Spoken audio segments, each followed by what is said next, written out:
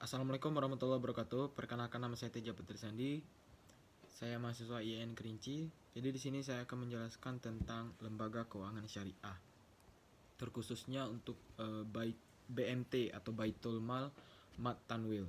Karena Baitul Mal Mat Tanwil itu termasuk dalam lembaga keuangan syariah. Baik, di sini saya akan menjelaskan tentang pengertiannya dulu lembaga keuangan syariah, yaitu lembaga yang di dalam aktivitasnya menjalankan prinsip-prinsip Islam dan sistemnya juga bagi hasil dan tidak menguntungkan dengan sistem bunga, tidak berprinsip pada sistem bunga. Itu namanya lembaga keuangan syariah. yang dimaksud untuk mengkhususkan diri untuk melakukan kegiatan tertentu dalam melaksanakan kegiatan pembiayaan dalam jangka panjang. Pembiayaan yang untuk mengembangkan koperasi, pengembangan usaha golongan ekonomi lemah atau pengusaha kecil, pengembangan ekspor atau migrasi dan perkembangan pembangunan perumahan. Itu lembaga keuangan syariah. Kemudian, lembaga keuangan syariah dalam setiap transaksinya tidak mengenal bunga, baik dalam menghimpun dana, mau tabungan, investasi masyarakat, ataupun dalam pembiayaan bagi dunia usaha yang membutuhkannya.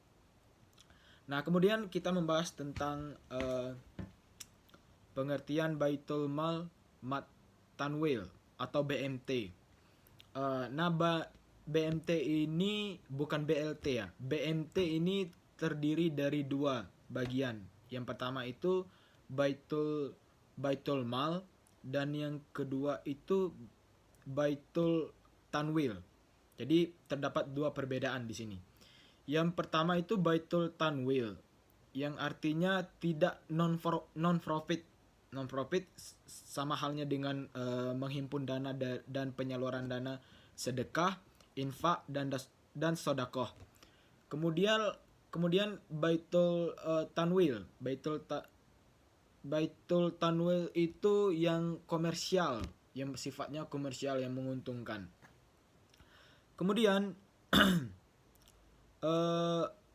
kita masuk ke pembahasannya, yaitu Baitul Mal kita masuk ke pembahasannya.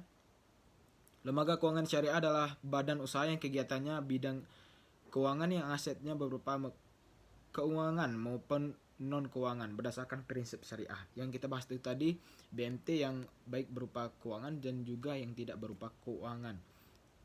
Yang maksudnya tuh bukan mengharapkan keuntungan gitu loh. Nah, itu lembaga keuangan syariah ya. Nah, sebenarnya bisnis secara syariah tidak hanya berkaitan dengan larangan bisnis yang berhubungan dengan seperti masalah alkohol, pornografi, perjudian dan aktivitas lain yang menurut pandangan Islam seperti tidak bermoral dan antisosial. Akan tetapi, bisnis secara syariah ditunjukkan untuk memberikan sumbangan positif terhadap pencapaian tujuan sosial ekonomi masyarakat yang lebih baik. Akan tetapi, bisnis secara syariah dijalankan untuk menciptakan iklim bisnis yang baik dan lepas dari praktek kecurangan. Jadi bisnis syariah itu hanya menampung daripada bisnis-bisnis yang berlabelkan halal. Contohnya, misalkan ada satu produk yang sudah dilegasikan oleh MUI. Misalkan kalau kita beli makanan itu pasti ada logo halal misalkan. Bukan pasti. Misalkan ada logo halal. Nah, itu termasuk dari produk-produk yang bisa berkontribusi dalam syariah. Artinya itu diawasi oleh MUI, sehingga bank-bank syariah atau lembaga keuangan syariah itu mau menampung, mau bekerja sama dengan produk-produk demikian. Nah, yang produk yang tidak bisa dikategorikan masuk ke dalam keuangan syariah dan lembaga keuangan syariah seperti alkohol, misalkan alkohol merek B, minuman keras merek B, itu walaupun sah secara hukum, walaupun sudah punya aturan-aturan hukum, tapi bank dan lembaga keuangan syariah itu tidak mau menampung hal demikian karena tidak sesuai dengan Islam gitu, tidak sesuai dengan prinsip syariah. Judi juga nggak bisa, nggak boleh. Hal-hal semacam itu tidak boleh ada di dalam lembaga keuangan syariah. Kemudian kita baca lagi tentang prinsip operasional dari lembaga keuangan syariah. Yang pertama itu keadilan. Ya rata-rata setiap apapun pasti mengharapkan keadilan ya. Yang tidak ada itu keadilan di negeri ini. Yakni berbagi keuntungan atas dasar penjualan real sesuai kontribusi dan resiko masing-masing pihak. Itu keadilan dalam sistem operasional.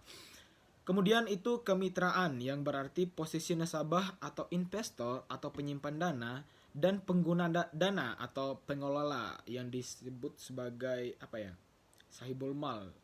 Ya, sahibul mal dan pengelola dana. Serta lembaga keuangan itu sendiri sejajar sebagai mitra usaha yang saling bersinergi untuk memperoleh keuntungan. Artinya di sini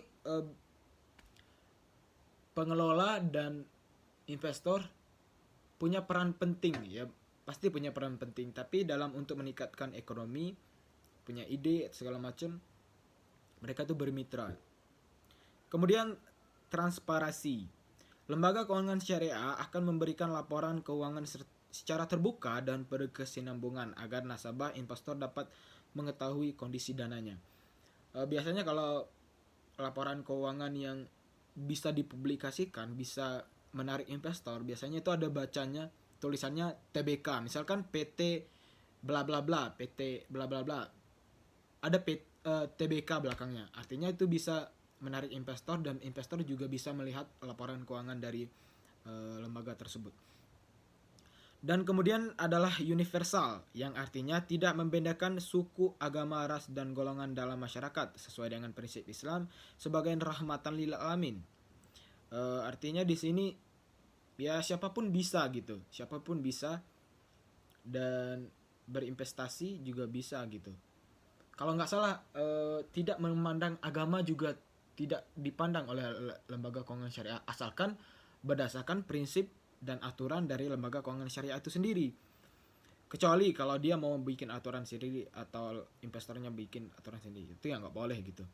Pasti adanya namanya akad gitu. Nah, dalam bank syariah, lembaga keuangan syariah itu ada yang namanya akad yang disetujui awal-awal gitu. Itu. Kemudian lembaga BMT itu ya sudah dibahas tadi, BMT. Kemudian apa lagi ya? Fungsi BMT. Kita bahas tadi BMT ya.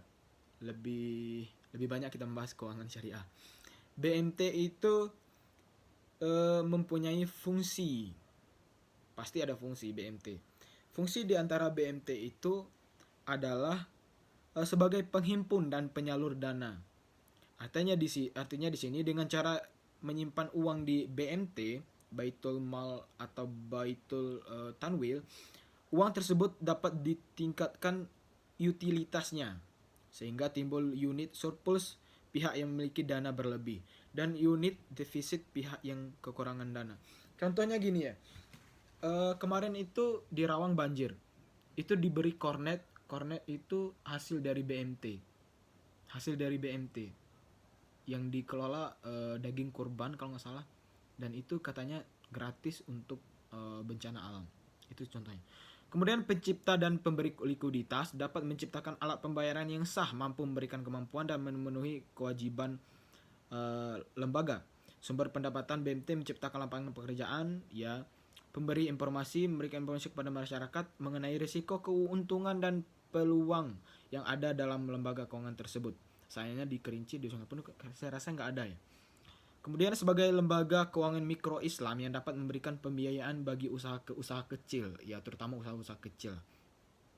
Kemudian meningkatkan SDM, menorganisasi, memobilisasi dana, kemudian mengembangkan kesempatan kerja, mengukuhkan dan meningkatkan kualitas usaha dan juga produk. Dan saya rasa itu aja ya.